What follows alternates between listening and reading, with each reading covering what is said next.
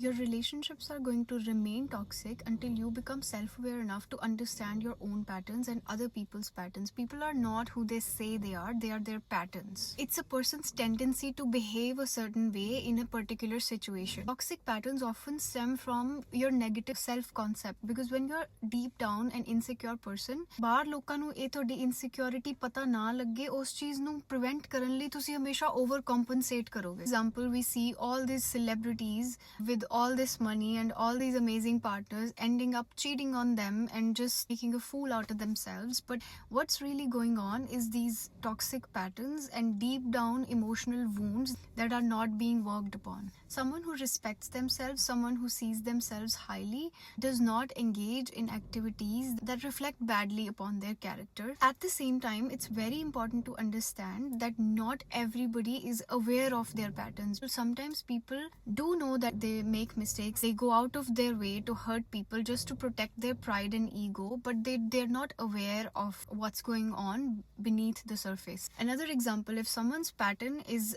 they feel extremely lonely and they feel this void when they are alone, these people often go out and chase relationships one after the other, or even multiple relationships at the same time. What they're trying to do is just to fill that void instead of sitting with it and questioning like why they feel that way in the first place. That comes with self-awareness. When you don't deeply love yourself and understand yourself and see yourself highly, you don't have enough stability within your being to be able to be alone with yourself and build connections over time. Real connections who see you for who you are, who value you, actually take time to build. But all these other connections are temporary. They basically have no depth, and before you realize, you're damaging your self-worth and self-image even more. Some people have a pattern of trying to fix and change other people, and what they do in that process is they completely lose themselves. They try and build their identity around other people choosing them. So these kind of toxic patterns will continue playing out until you actually sit with yourself and